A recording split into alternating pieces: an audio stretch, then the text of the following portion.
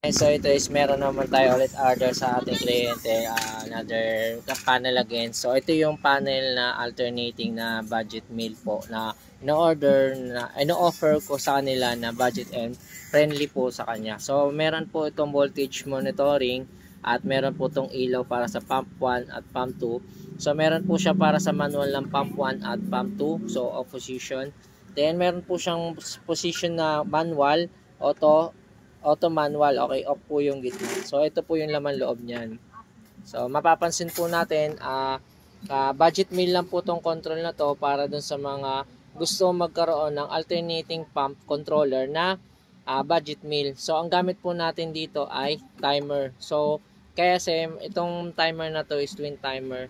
So switch po siya per set ng time mo dito. Mas mura po to timer na to unless useless dun sa mga ginagamit natin na alternating relay. Kaya budget friendly po yung panel natin na to.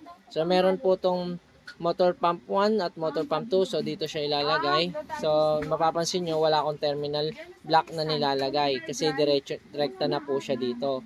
Tapos ito po yung main natin.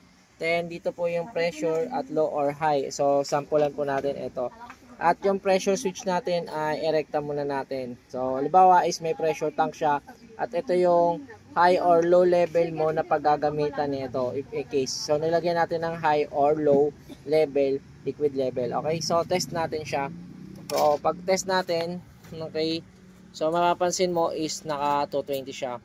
Then, for manual, halimbawa manual, so pump 1, okay, so pump 1, nakaganto siya. So pagka bumaba, okay, pump 2, pump 1 lang po yan. So mapapansin mo kahit naka-manual po siya, hindi po siya direct to pump na mag-on lang po yung pump. So ang purpose ng manual ay puro pump 1 lang po siya. So pag bumaba, matay, tumaas. So ganun lang po siya. So pagka pump 2, lipat natin pump 2, pump 2. Ayan, pump 2. Okay. So, sa automatic, so off natin, then automatic, okay? So, sa automatic, so, halimbawa, pump 2, after 9 seconds, so, nakaset siya na 9 seconds, guys, lilipat siya sa pump 2, okay? So, pag after 9 seconds, lipat siya sa pump 2. So, halimbawa, naka-on pa yan.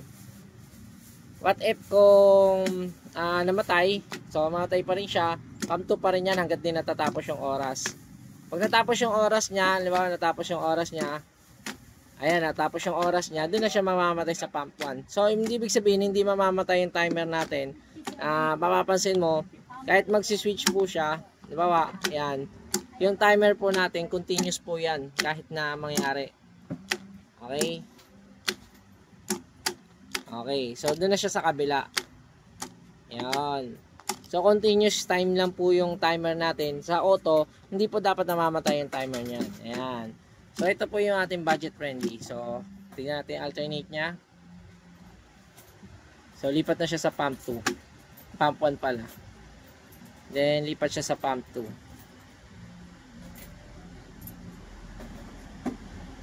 Okay. So, good. So, ready na po natin to i-deliver sa ating kliyente. Ito po yung isa.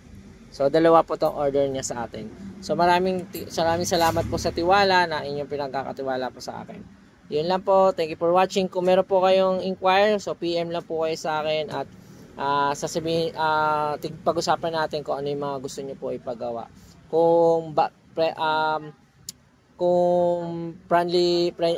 price friendly lang or gusto niyo pang high end, pwede po natin i-set up yan. Maraming salamat.